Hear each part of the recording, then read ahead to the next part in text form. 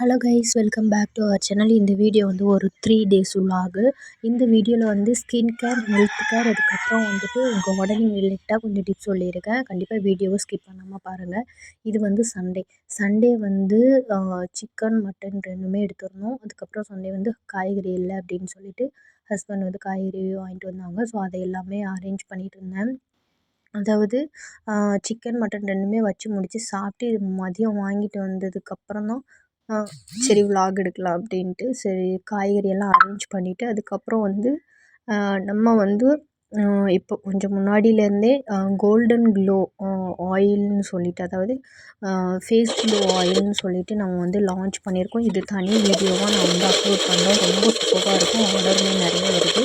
அதுக்கப்புறம் ரீசன்ட் டேஸாக இந்த மந்த் வந்து ப்ரெக்னென்சிக்கு வந்து பிளான் பண்ணியிருக்கிறதுனால ரொம்ப ஹெல்த்தியாகவே எடுத்துக்கணும் அப்படின்றதுனால வந்து ஆன்லைனில் நிறைய ப்ராடக்ட் வந்து பை பண்ணியிருக்கேன். அதுவுமே தனி வீடியோவாக போடுறேன். மக்கானா வந்து ஃப்ரை பண்ணி வச்சுருந்தேன். ஃபஸ்ட் டைம் வந்து நான் இது பண்ணுறேன், அதாவது சாப்பிட்றேன். அதோடய டேஸ்ட் எப்படி இருந்துச்சு அது எல்லாமே வந்து தனி வீடியோவில் நான் போடுறேன். அதுக்கப்புறம் வந்து சாப்பிட்டு முடிச்சதுக்கப்புறம் தூங்கினதுக்கப்புறம் கொஞ்சம் ஈவினிங் அந்த டைமில் வந்து தேட்ரு படம் பார்க்க போயிருந்தோம்.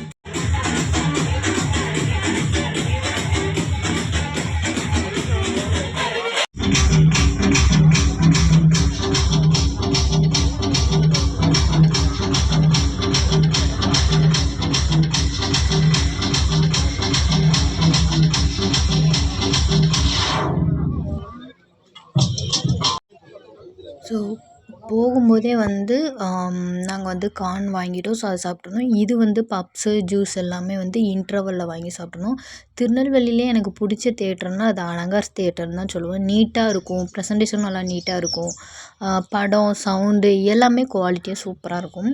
அதுக்கப்புறம் வந்து இது வந்து மண்டே மார்னிங் வந்து இப்போல்லாம் டெய்லி வந்து இந்த டேபிள் ரோஸ் இருக்குது இல்லையா? ஸோ இந்த ரோஸ் வந்து பூ பூக்க ஆரம்பிச்சிருச்சு. அதில் ஒரு 3 மொட்டுக்கிட்ட இருந்துச்சு. ஒரு மொட்டு மட்டும் வெள்ளை கலர்லேயே இருந்தது.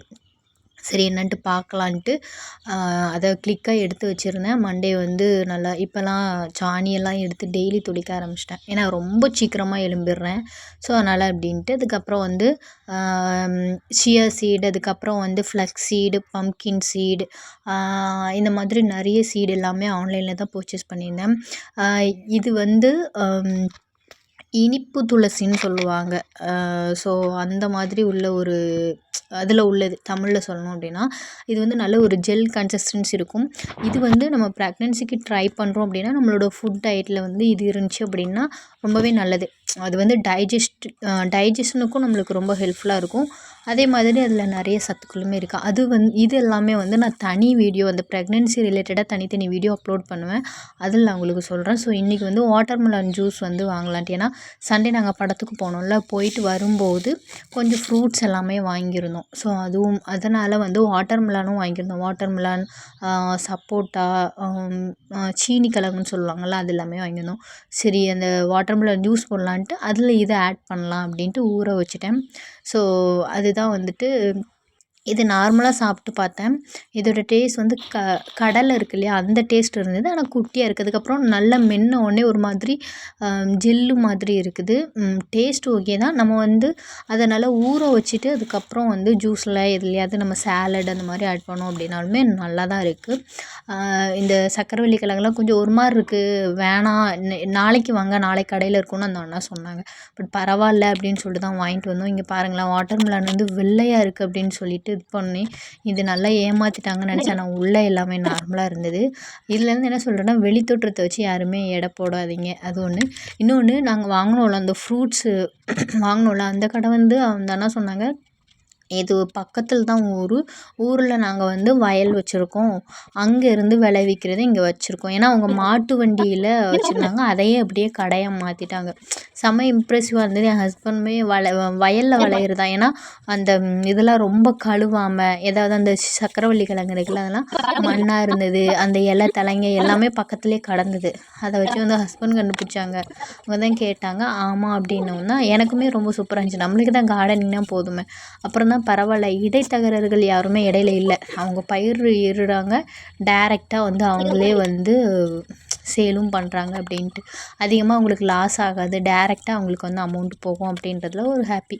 ஸோ வாட்டர்மெலன் ஜூஸ் போடலான்ட்டு அது கூடவே கொஞ்சம் கேரட்டும் ஆட் பண்ணிக்கிட்டேன். அதை நல்லாவே அரைச்சிக்கிட்டேன். தண்ணியெல்லாம் ஊற்றலை.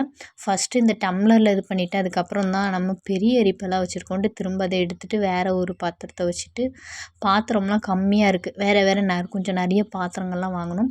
ஜூஸ் வந்து நிறையவே வந்துச்சு. ஒரு 3 டம்ளர் கிட்ட, இந்த டம்ளருக்கு 3 டம்ளர் கிட்ட வந்துச்சு. ஆஃப் பீஸ் கிட்ட போட்டேன் நான். அது குட்டி பழம் தான், வீடியோவில் பார்க்குறக்கு எப்படி இருக்குன்னு தெரில. நல்லா வந்து ஃபில்டர் பண்ணி எடுத்துட்டேன். அண்டு அதுக்கப்புறம் வந்து அதை அந்த டம்ளருக்கு மாற்றிட்டு அதுக்கு மேலே வந்து அந்த சீடை நம்ம ஊற வச்சுருந்தோம்ல அதை போட்டுட்டேன். ஸோ அது வந்து எந்த ஜூஸில் போட்டாலுமே, அதாவது வாட்டர் கன்சிஸ்டன்சியில் இருக்கல எதுக்கு மேலே நம்ம போட்டாலுமே அது வந்து மேலே மிதக்கும்ல, அந்த மாதிரி தான் இருக்குது. அது பார்க்குறக்கு நல்லா இருக்குது, கொஞ்சம் அட்ராக்ஷனாகவும் இருக்குது. ஸோ அதனால் ரொம்பவே நல்லா இருந்துச்சு. நீங்களுமே கண்டிப்பாக ட்ரை பண்ணி பாருங்கள். ஹெல்த்தியாகவும் இருக்கும். குழந்தைங்க இந்த மாதிரி எதுவுமே சாப்பிடாம அந்த மாதிரி இருக்கிறவங்களுக்கு கூட இந்த மாதிரி ஜூஸஸ்லாம் கண்டிப்பாக போட்டு கொடுப்பீங்க இல்லையா? ஸோ அது கூட இதை ஆட் பண்ணிக்கும்போது நல்லாவே வந்துட்டு சூப்பராக இருக்கும். சம்மர் வந்து ஸ்டார்ட் ஆயிடுச்சு. ஸோ அதனால் வந்து கண்டிப்பாக டெய்லி ஏதாவது ஒரு ஜூஸ் வந்து போட்டு குடிங்க.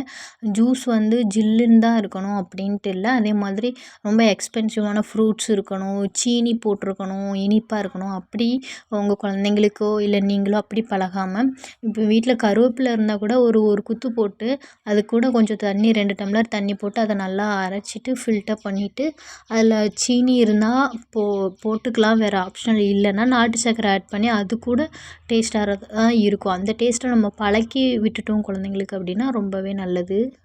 பெரிய நெல்லிக்காய் இந்த மாதிரி இதெல்லாம் வந்து ஒன்று வந்து நம்ம அரைச்சி அப்படி ஜூஸ் மாதிரி குடித்தாலுமே வந்து ரொம்ப ஹெல்தி தான். சீனி இல்லை அப்படின்னா லைட்டாக சால்ட்டு போட்டு நம்ம குடித்தாலுமே அது ரொம்பவே நல்லது தான். அதுக்கப்புறம் வந்து திங்கக்கிழமை ஒரு மதியம் போல் வந்து விளக்கு எல்லாமே பொங்கலுக்கு எடுத்தோம்ல அந்த டைம் கழுவுனது. அதுக்கப்புறம் இந்த டெய்லி நம்ம செவ்வாய் வெள்ளி பற்ற வைக்கிறது எல்லாமே ஆல்ரெடி கழுவிட்டேன். ஆனால் சரி எல்லாத்தையுமே இது பண்ணிடலாம். அப்புறம் நம்ம அந்த குட்டி குட்டி விளக்கு இருக்கும்ல, அதையுமே வந்து கழுவி போட்டேன், எடுத்துகிட்டு அப்படியே இது பண்ணிடலான்ட்டு. அப்புறம் கொஞ்ச நாளத்துக்கு முன்னாடி வீடியோவில் விலாகில் பார்த்தீங்கன்னா சொல்லியிருப்பேன், சுரக்காய் வந்து ஒன்று முத்திட்டுன்ட்டு அதை விதை எடுக்கலான்னு காய வச்சுருக்கேன். அதுலேருந்து விதையும், அப்புறம் ரீசன்ட் டேஸில் வந்து வெள்ளை பூசணி இருக்குல்ல, அதுவும் இருந்துச்சுல்ல, அதில் ஜூஸ் கூட போட்டிருந்தேனே, ஸோ அந்த சீடும் எடுத்திருக்கேன். அது கூடவே நேற்று வந்து நம்ம சப்போட்டா வாங்கிட்டு வந்துருந்தோம், அந்த சீடையும் கலெக்ட் பண்ணி வச்சுருக்கேன். அதுக்கப்புறம் வாட்டர்மெலனும் வாங்கியிருந்தோம்ல, அந்த சீடையுமே கலெக்ட் பண்ணி வச்சுருக்கேன். எல்லா சீடையுமே கலெக்ட் பண்ணி நல்லா காய வச்சு நம்மளும் முளைக்க வைக்கணும் அப்படின்னுட்டு. இந்த சப்போட்டா எல்லாம் வாங்கின அன்னைக்கு சாப்பிட்டோம்ல, அதை கழுவி காய வச்சுருந்தேன்.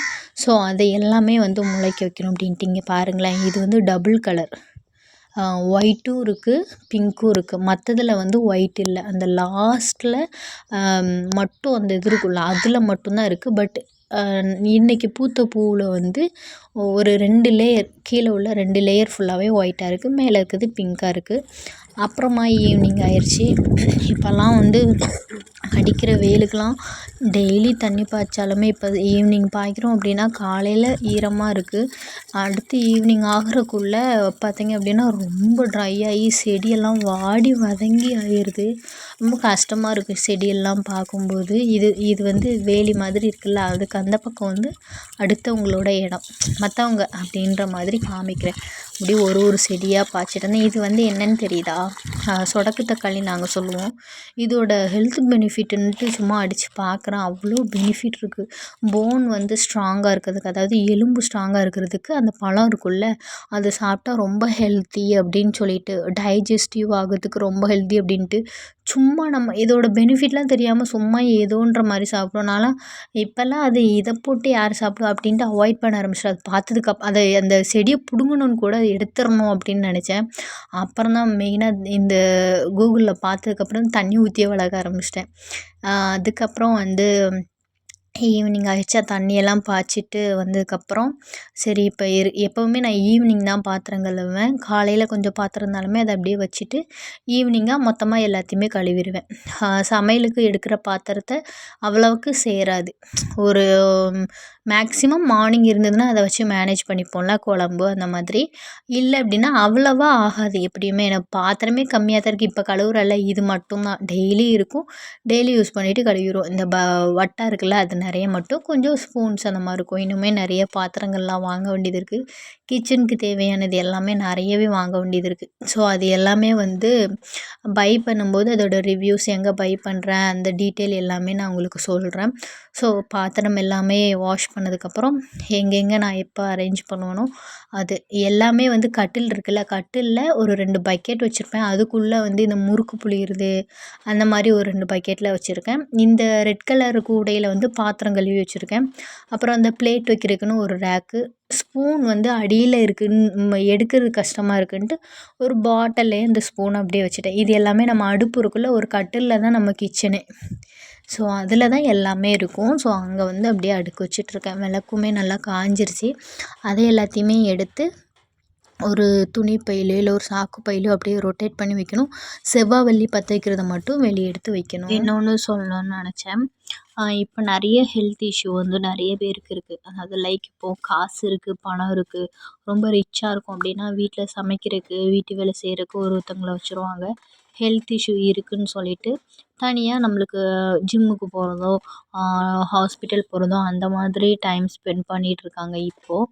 லைக் முன்னாடி அவ்வளோ வேலைங்க செஞ்சாங்க. அதில் 10% கூட இப்போ நம்ம செய்கிறதில்ல. வீட்டு வேலைகள் இந்த குக்கிங் இந்த மாதிரி பாத்திரங்கள் கழுவுறது இந்த வேலைகள் தான் செய்கிறோம். அது அந்த 10% வேலையை கூட இன்னமும் நிறைய உமன்ஸ் வந்து செய்கிறதே கிடையாது.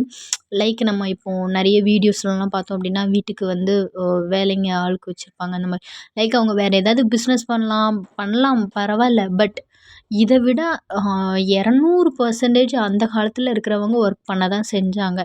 நம்ம வந்து நம்மளால முடியும். ஆனால் நம்ம வந்து இது ஒரு என்ன சொல்கிறது, ஒரு சோம்பேறித்தனப்பட்டு வேலைக்கு வைக்கிறவங்களும் இருக்காங்க. இல்லை அவங்களோட முடியாத பட்சமாக கூட இருக்கலாம். நான் ஒரு விதத்தில் சொல்கிறேன், தப்பாக எடுத்துக்க வேணாம். நான் என்ன சொல்கிறேன்னா, வீட்டில் இருக்கிற வேலையை நம்மளே பண்ணிவிட்டு அதுவே ஒரு வேலையிலையும் ஒரு எக்ஸசைஸ் இருக்கும். ஸோ அப்படி பண்ணாலுமே நோய்கள் வர்றது ரொம்ப கம்மி. வீடு எப்போவுமே க்ளீனாக வச்சுட்டு இருக்க அப்போ இருக்க வேலையை அப்போவே செஞ்சு முடிச்சிட்டோம் அப்படின்னா பெருசாக நம்மளுக்கு மெயினாக ஒர்க் அவுட் பண்ணணும் அப்படின்றது இருக்காது. வேலைகளும் செஞ்ச மாதிரி இருக்கும். அதே சமயத்தில் ஒரு வேலையிலையும் ஒர்க் அவுட் இருக்கும்போது ஒர்க் அவுட்டும் பண்ண மாதிரி இருக்கும்.